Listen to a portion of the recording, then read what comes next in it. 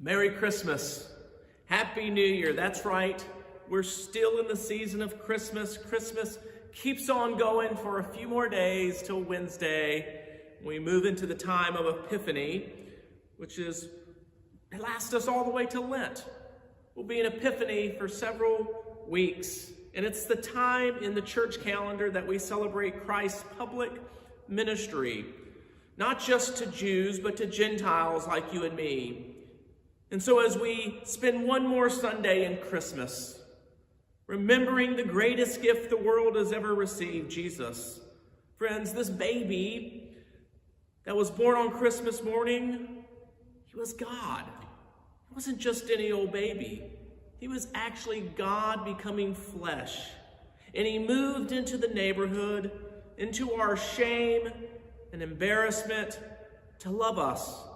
Not just the beautiful parts of us, not just the religious parts of us, or the good parts of us, but the ugly parts of our hearts, the deep, deep sinful parts of our life.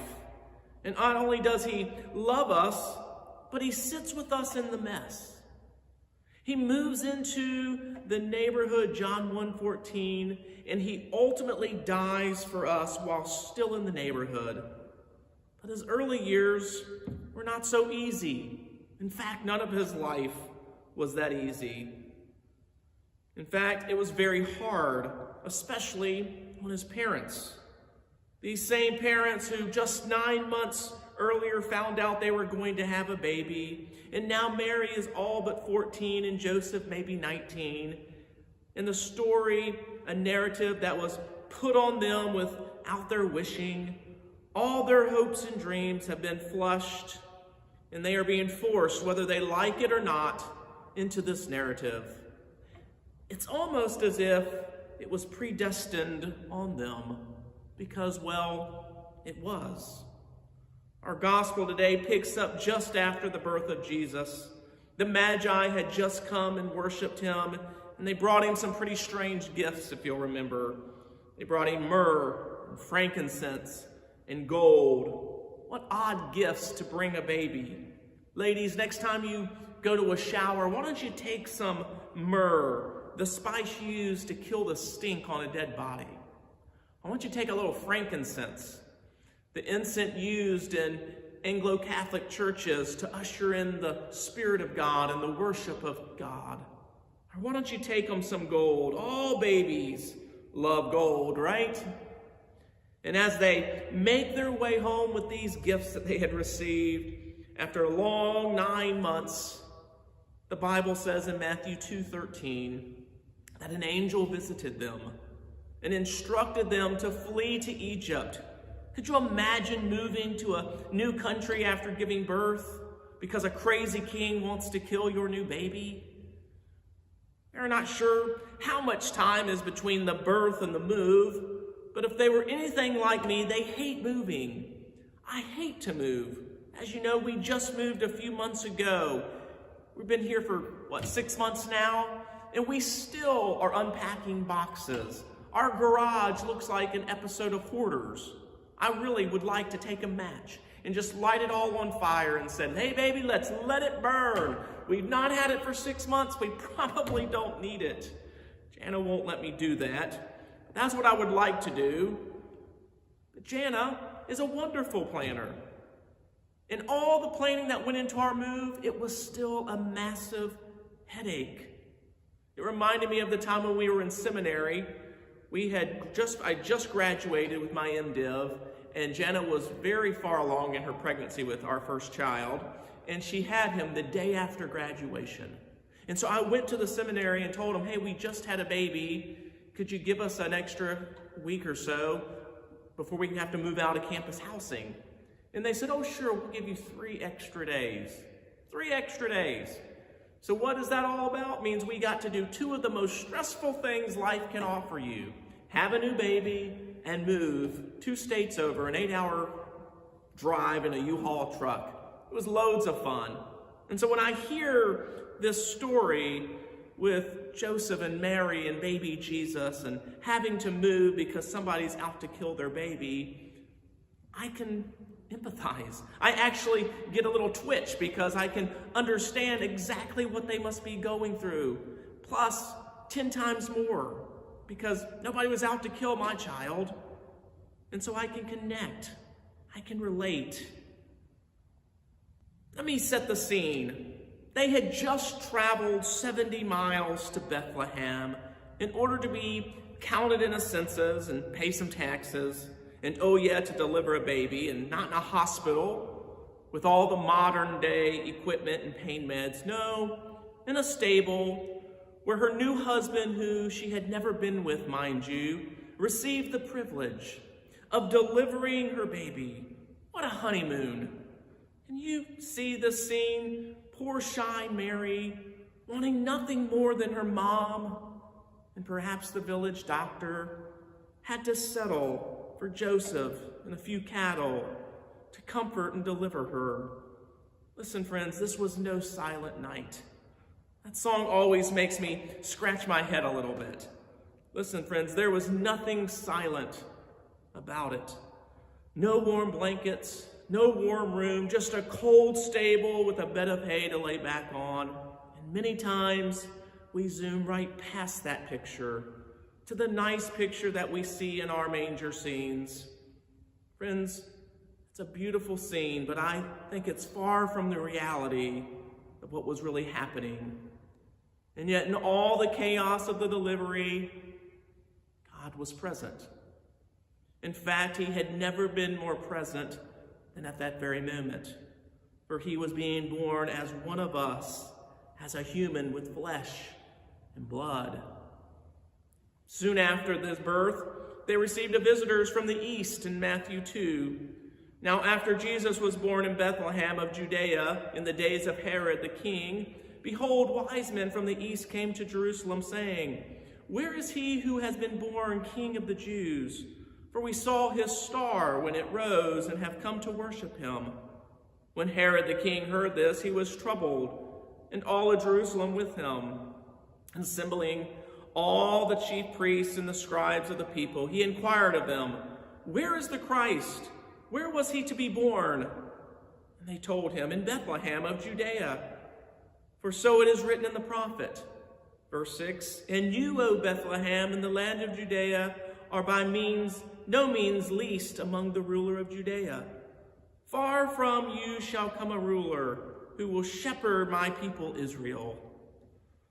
These wise men brought him gifts, and they worshiped him, and they had been asked by Herod to report back to him where the child was so that he could come and worship as well. But being warned in a dream, the king wanted to harm the Christ. They chose to return home a different way. Now, most scholars aren't sure how much time has elapsed. The only hint that we have is that soon after this, Herod will order that all baby boys under the age of 2 be killed. And this could mean two things. Either Herod was mad and out of his mind, and to be sure to kill the Christ, he wants all boys under 2 killed, or it could mean up to 2 years have passed since that new star had made its way into the heavens, and thus Christ could be perhaps 2 years old.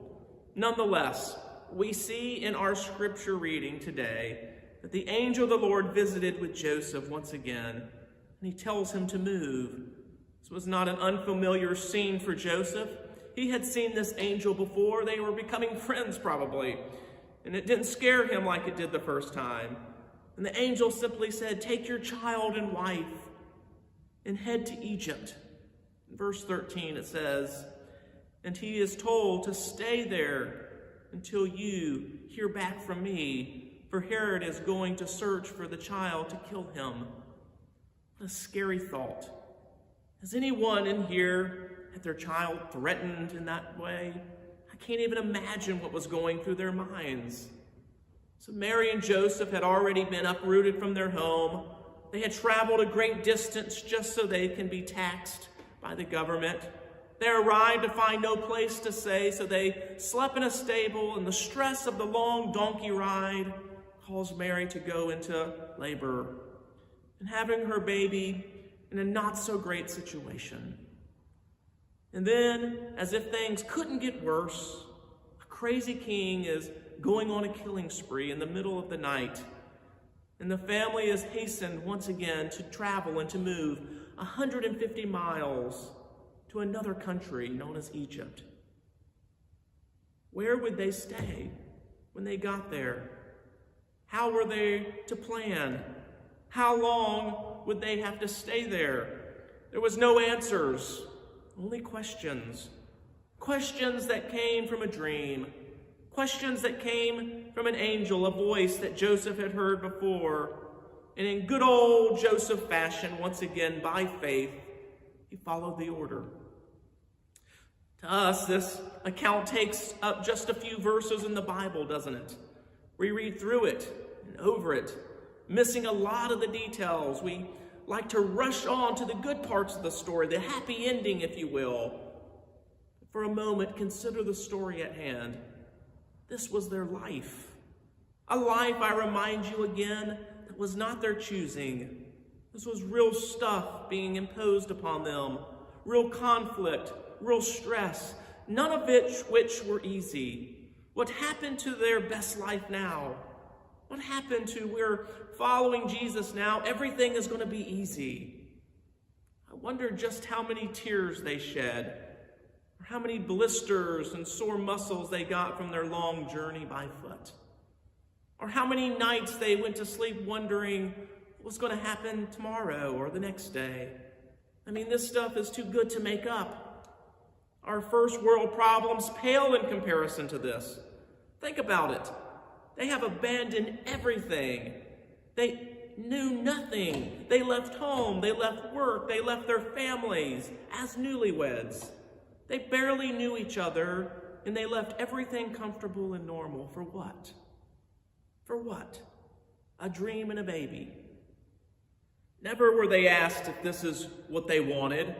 God never consulted with them and asked them if they would be willing to do this, no more than he does with us. Can you empathize? Can you relate? Do you feel like your life possibly is spinning out of control like theirs? You see, this is a picture of just how out of control our lives really are. Yes, we think we are in control. Mary and Joseph thought they were in control, at least of the things of their world, but they were not. And from all accounts, they were okay with that. You see, there is an illusion that we create in our Western culture, the illusion of control. Listen, friends, we have no real control, and neither did this young family. Your destiny is planned, and the outcome is known. God knew what he was doing, and he knows what he is doing with you. God had chosen them for such a time as this, before the foundations of the world. And he has chosen you for such a time of this as well. You say, Jonathan, you don't know what I'm going through. I don't need to. God chose you and planned your course out long before you were even an idea in your mother's heart. You say, Jonathan, my situation is so different. I have this problem and that problem, and I've done this wrong and that wrong, and now God is punishing me. No, he's not. Listen to me. Nothing is happening to you that is outside the control and will and destiny of God. Everything is foreknown, and there is nothing you could have done to change your destiny. Listen, friends, we can relax knowing that God has everything under control. Listen, worrying and controlling and panicking and doom and gloom are for godless wanderers who don't know any better. And that's why Peter says in chapter 5, cast all your worries and cares on him, for he cares for you. Watch out for attacks from Satan, your great enemy, who prowls around like a roaring lion, seeking whom he may devour. When you give in to worry and control, you fall victim to the lion. You say, but my life is so bad. Okay, who promised you a rose garden? Friends, no one promised lollipops and rainbows for those who were in the family of God. In fact, you will not find one example in the Bible where God's people had rainbows and lollipops, including Christ himself, who modeled for us giving up control. That's right, Christ gave up all control, full control, by becoming a baby. Babies control nothing in their environment. Christ received problems as they came, and he had no home, and he had no money, and the fairy tale story of Christ riding in on a white horse to save his people did not happen, and it's not happening for Mary and Joseph either. So why should it happen for us? Why should our life be easy when the life of Christ and his parents and even his followers were so hard? Why? I can promise you, this is not the fairy tale dream that Mary and Joseph dreamed up when they were falling in love. Oh, Joseph, I long to get pregnant out of wedlock and forced to leave my home and live in a land of Egypt with you. Oh, Mary, I'll do better than that. I'll get us kicked out of our country, and we'll challenge the king to kill our son and all the baby boys, and we'll move 3 times within a few years of each other. It'll be wonderful. This was not the plan, but it is the plan that God set for them. And I can almost hear God saying to them, did you personally think it was going to be easy? This life, I mean, what did you expect? The only thing that was good and right in their life was the baby right beside them, because he was the Son of God. And that's all they really needed. God doesn't give us the inside track, the play-by-play of their sleepless nights. Sleepless nights wondering just like we do, wondering if they misunderstood the dream or the angel. How many times do you think Joseph played back the tape of the dream in his head? Did I hear correctly? Did I do the right thing? Or what about the many days of Mary begging Joseph just to take her home? The sleepless nights of Joseph trying to figure out a way to get her back. On those days when they both hated Egypt, and on those days they remembered God, they didn't ask for this, and they reminded him of it. I'm sure that's what we would do. You know, the same type nights that you and I have, when things don't go our way, when we feel like God has made a massive mistake and we wonder why he is punishing us. Yet right now, in this moment, you are wrapped in his wonderful word. And if you will allow it, you will be comforted by his sweet sacraments in just a few moments at that table. And yet things will still come undone. You see, God leads us on so many nice mountaintops in life. But then he also calls us to walk down through the dark valleys. And it's easy to get angry and sideways and grumpy. It's easy to assume that if everything is not going according to our master plan, God must be missing a beat. But here's what God, the Lord of Lords, is doing behind the scenes. See, the sovereign Lord comes with power, and his army rules for him. He tends his flock like a shepherd. He gathers the lamb in his arms, and he cares for them, and he holds them close to his heart. And he gently leads those that have young, Isaiah 40. You see, even when things don't go our way, and everything seems to be coming undone, and things will come undone, he's still the one. And for some reason, he keeps us on a need-to-know basis. He rarely gives us the big picture. And for those of us who are control freaks, that can cause stress and worry and fear, because we have this idea that we are more in control of our lives than we really are. And that's our Western minds thinking. I don't know why he does this to us. I wished I had a better answer for you when life doesn't go your way or those restless nights seem to never end. But I do know who holds the answers. King Jesus does. The king that came as a human baby to 2 teenage parents whose life was completely turned upside down. That same baby grew up to be a man and became a living sacrifice for you and for me. He defeated all of hell, and he reigns in heaven at the right hand of God. That king monitors and controls it all, even the small details of your life. And the good news is that he has been in control for all of eternity, even when Mary and Joseph were forced to travel to Bethlehem. Even when God's angel said, "Get up and go to Egypt," he was in control. Do you think maybe they were confused and stressed and fearful? Of course they were. Do you think they had questions? Absolutely. But God was at the helm. He was even at the helm while they were living in Egypt, waiting for the hours and the days and the months and perhaps the years for God's angel to say, "Get up, it's time to go home." They didn't need to know why. They just needed to know that the Lord was holding them and helping them. I think the same question is presented to us. Do we really need to know and understand all the whys and wherefores of our lives? All the twists and turns and detours and roadblocks? No. King Jesus is enough. He is in control. He moved into the neighborhood of your heart to love every part of you, even the ugly, unmanageable parts of you. And so as we spend one more Sunday remembering the greatest gift the world has ever received, it's the only news that allows me to get through the ugly injustices of the world.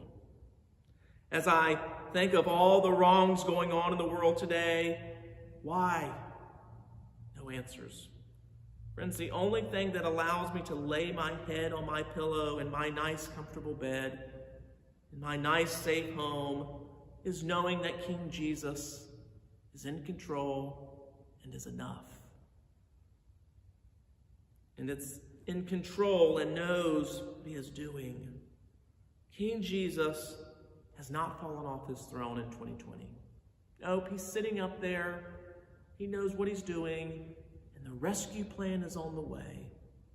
I can promise you that one day, all sad things, and bad things, and horrible things, and even 2020 will come untrue, and we will be set free. Even that thing that you're trying to solve and fix right now. And so on this Christmas morning, I remind you once again, rest. Rest. The King is in control.